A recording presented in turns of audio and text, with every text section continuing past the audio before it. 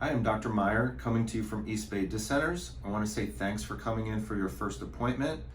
We went over a lot of information and we have some really important stuff that I want to share with you now before you come back for your second appointment, called the report of findings.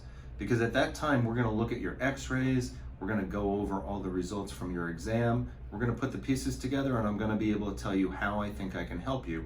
I want you to have a good foundation of understanding so that we can progress through that appointment and you'll have fewer questions that are unanswered.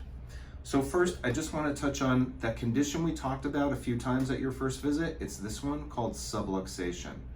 That's really the core reason for so many of our spinal problems. I'm going to use this model here to demonstrate. So right now, these two bones are lined up nice and straight on top of each other. There's a lot of room for this nerve to come out between the bones, and our disc that separates them is nice and plump and healthy.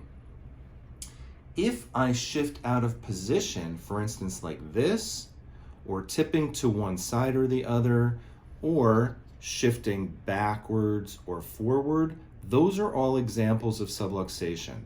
And there are a few things that happen that are critical to understand.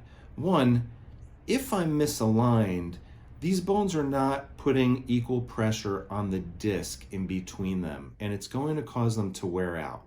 This can cause, in fact, more than 200 times the normal force that we're supposed to have on that disc. If we take a look at the nerve, right now it has a lot of space to come out between the two bones. But if I subluxate it, now I'm actually pinching that nerve. Well, that nerve has a huge job to do. It's got to communicate information from my brain to every organ and every cell of my body. If I pinch it like this, it cannot fulfill that job responsibility. Things at the other end of this nerve, so organs, glands, muscles, cells, are not going to function properly. Additionally, I might even have some symptoms like pain, numbness, or tingling.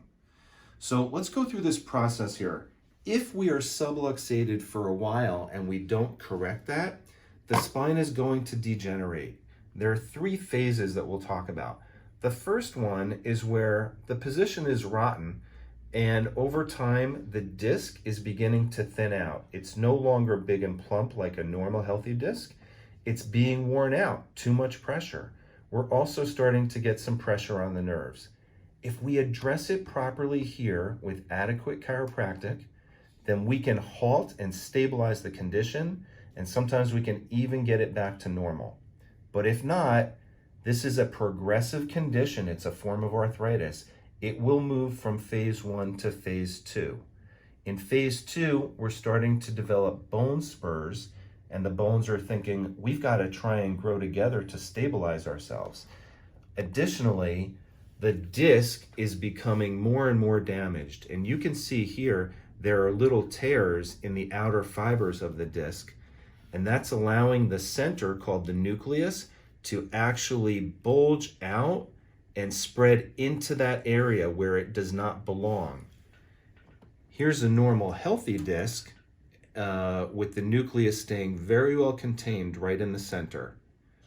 This is obviously degenerating and not doing very well. So this is phase 2.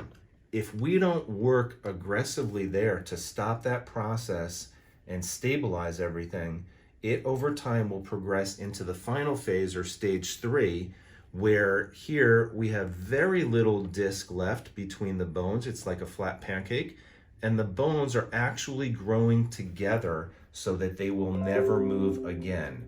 We don't want a lack of motion between bones ever. That causes the condition to spread even more to other levels. The worst part here, though, is the nerve. They depict it here as a tiny, skinny little thing trying to come out between the bones of the spine, but the space is so small that that nerve is being pinched all the time. Therefore, it obviously cannot do its job the way it's supposed to, and we're going to wind up having various health problems. And on top of that, we may be suffering with pain, sometimes chronic, sometimes quite severe. I'm just going to use one more model to demonstrate what a disc bulge can look like. As this disc degenerates and wears out, and the fibers are weakening, the disc is likely to bulge or herniate out and pinch the nerves directly. Sometimes they even bulge straight backwards and push against the spinal cord or into what's called the spinal canal. That can cause major problems to our health, and sometimes they can be actually emergency situations. We want to be able to rule out substantial bulging discs and the involvement of especially the spinal cord. So the evaluation that we do and having x-rays are both very important steps in understanding your condition and figuring out what we can do about it. So I hope you learned a lot from this video. I look forward to being able to go over your findings and your x-rays specifically at the next appointment and answering any questions that you have. So I wish you a terrific day, and I look forward to seeing you real soon.